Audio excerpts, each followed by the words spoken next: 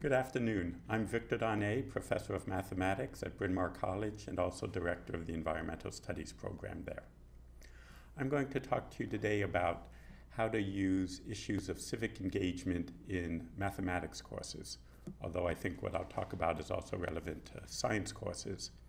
And my goal is to show a range of different types of ways you can use civic engagement, from very simple ones that don't take much effort all the way to very sophisticated and complicated approaches using service learning. I know people are kind of at a range of comfort levels in using issues of civic engagement, and I want to show how at different levels of engagement there are ways to include civic engagement in mathematics. So to get started, I'd like you to jot down your name, your institution, and then what course or courses are you already teaching or might you teach that would include issues of civic engagement. So you can pause while you do this little bit of homework.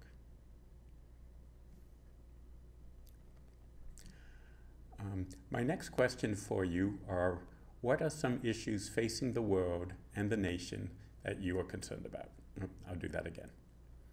What are some issues facing the nation and the world that you are concerned about?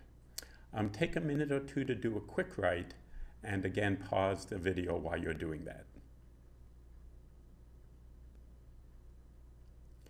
Now, as a way of introducing yourself to the other people in the webinar, I'd like you to go around and each person introduce themselves, say your name, what discipline you teach in, what course you're thinking about using for a sensor type course, and then say one issue that you're concerned about. Again, we'll pause while you all do that.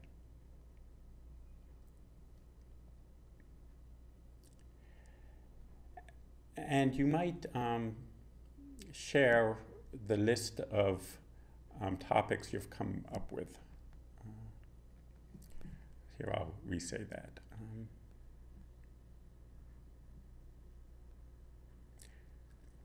So in the workshop at this stage, I had participants share out with the whole group some of the issues they were concerned about, and we made a list of some of those concerns.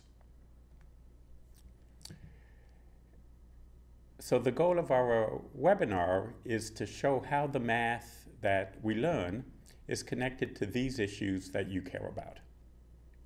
And this question of issues facing the nation and the world that you are concerned about, this is how I start all of my math classes now, to get the students thinking about what they care about and challenge our math class over the next semester to make connections between the math we learn and these issues the students are concerned about.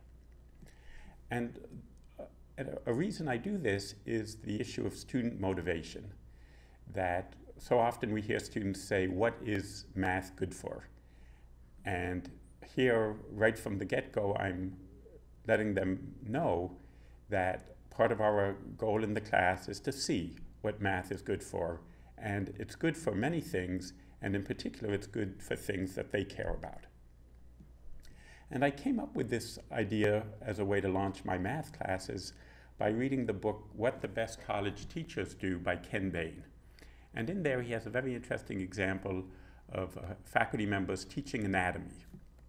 And one of the faculty members he refers to says to the class, well, this semester we're going to learn about human anatomy.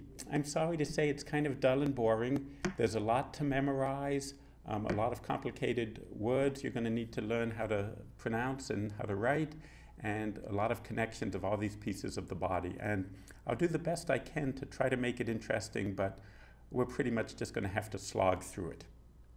And then he talks about a second professor of anatomy who says, several years from now, you're probably going to be a medical physician. You may be working in an emergency room. A patient is wheeled in on a gurney suffering from severe injuries. You will have 2 minutes to figure out what their injuries are and start treating them, or they die. That is what this course is about. Which of those two approaches would you find more exciting and get you more eager to learn? I think most of us would agree it's the second one, where the professor has painted a compelling picture of the purpose of the course and how it links into a larger goal that many of the students have. So I'll start again. This question of student motivation and how do we get students to be motivated, I think is a general theme behind all the sensor approach of connecting math and science to issues of civic engagement. And from David Burns, I learned the following quote by William James from 1899. And I'll give you a minute to read this.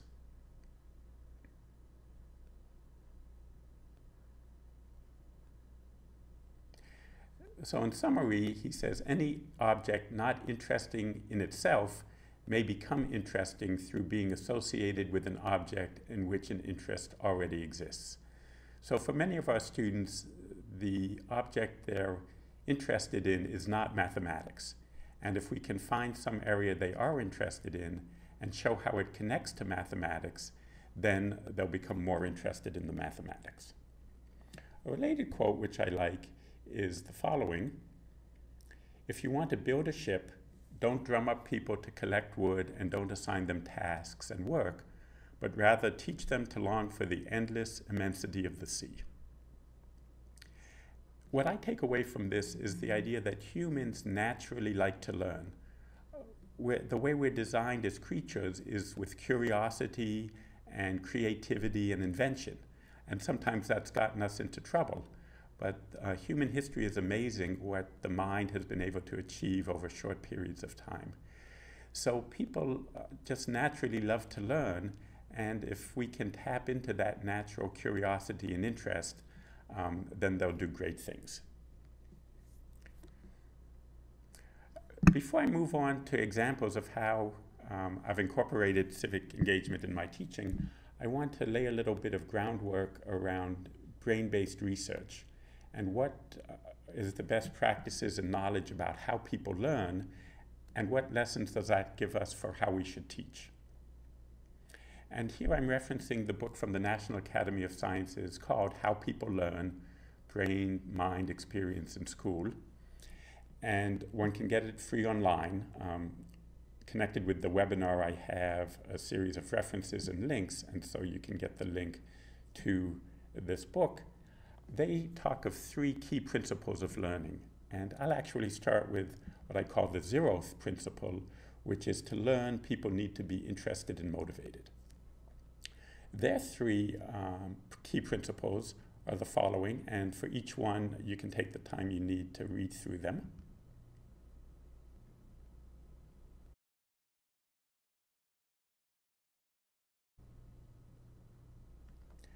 I'll summarize these 3 key principles by kind of how I think of them. The first says that people bring pre-existing knowledge to a new situation, and sometimes that pre-existing knowledge includes misconceptions.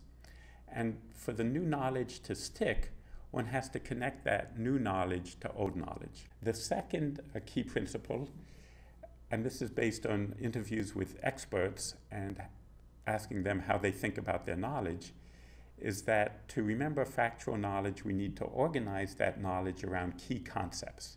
The key concepts are kind of the skeleton onto which we attach all the details that by themselves would be hard to know.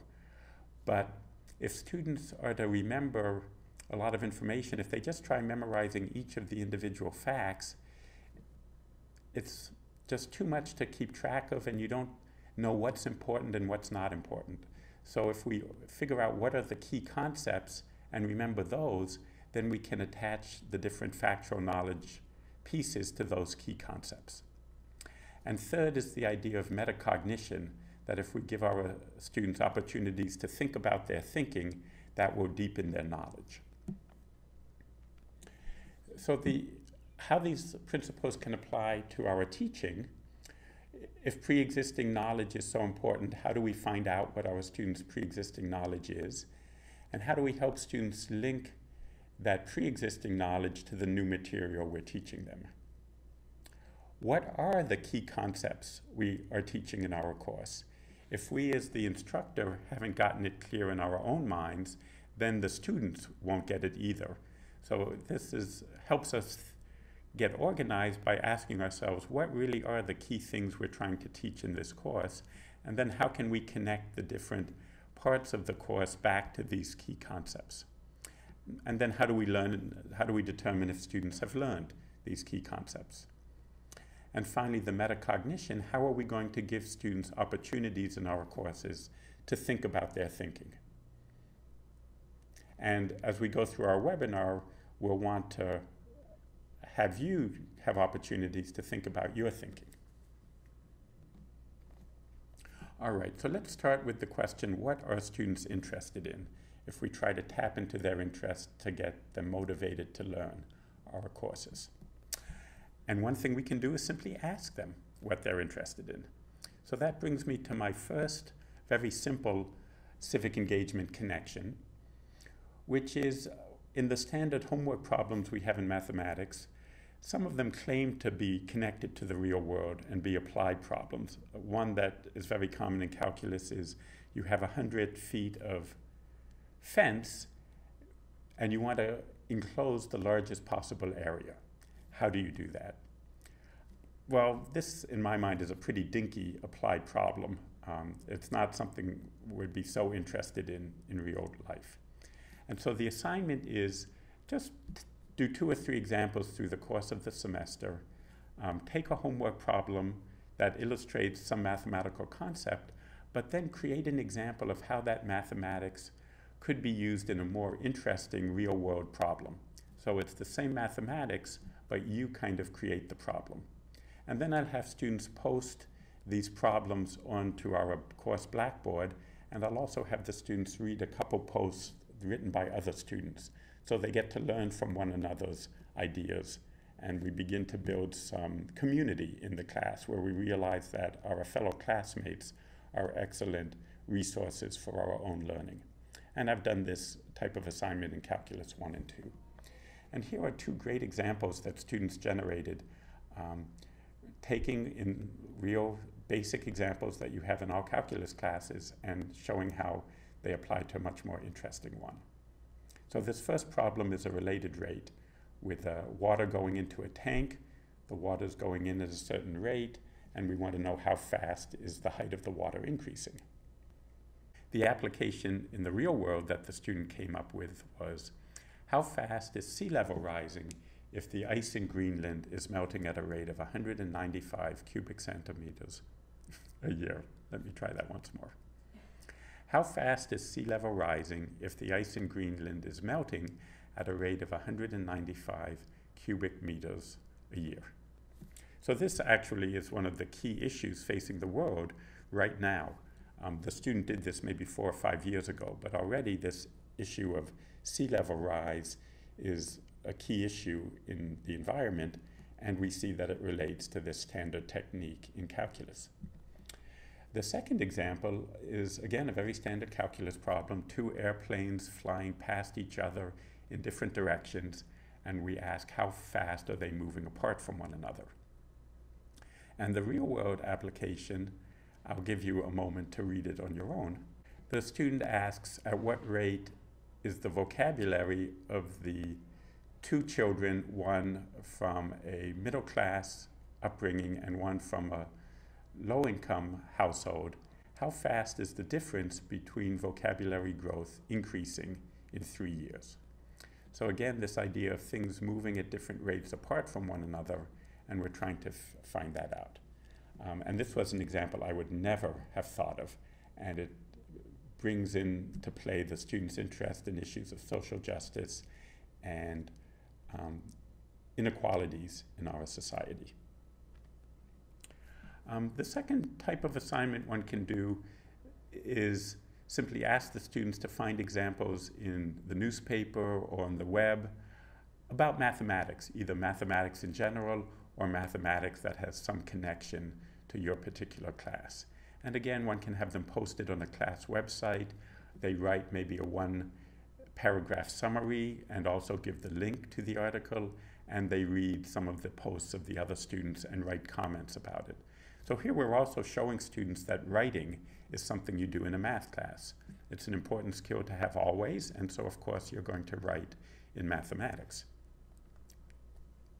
The third example I'll give is a little more complicated than the first two, and it's a final project for a course. I did this project in my multivariable calculus course, and this project grew out of my own experience as a parent with my two boys in elementary school, in our neighborhood school, where the school used the Everyday Math program, which was developed by the University of Chicago. And in this Everyday Math program, the parents are given some handouts with suggestions on how to help support our students learning math by showing how math is connected to things in the everyday. For example, if you go shopping at the supermarket, have your children weigh things in the balances that you have in the grocery store.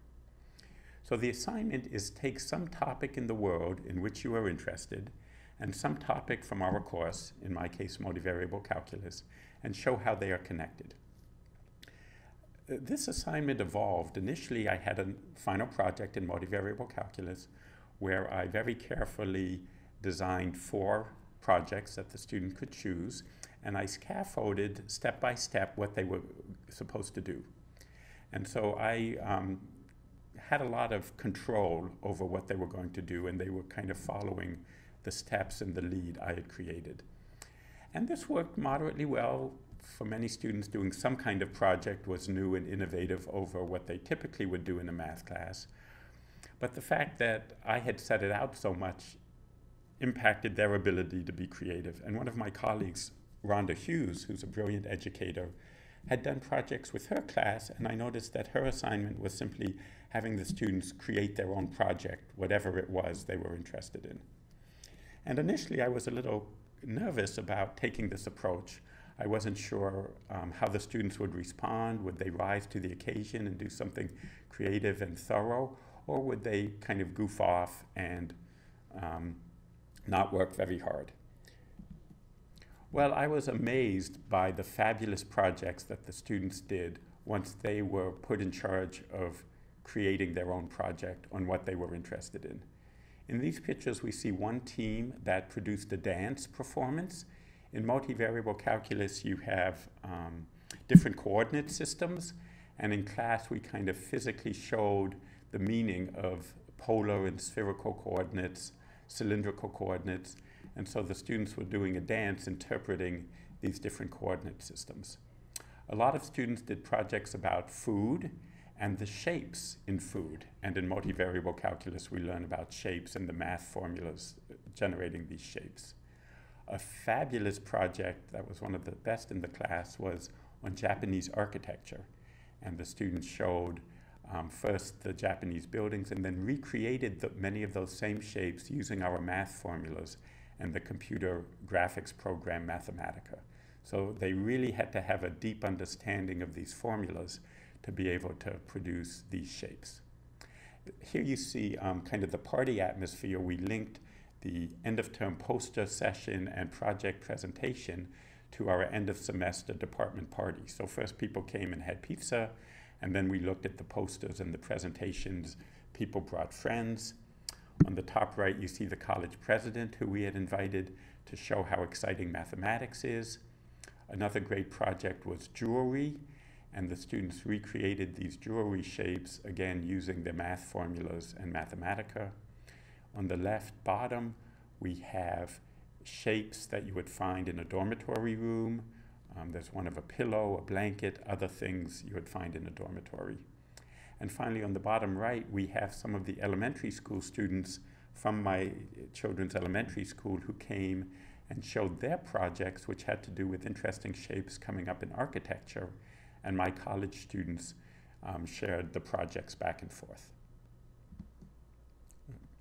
So one thing I learned from this project assignment was how creative and diligent students will be when they're working on something they really care about. And I kind of have to get out of the way with my own ideas and my own control and structure, and give them the freedom to take on these projects that they get really excited about.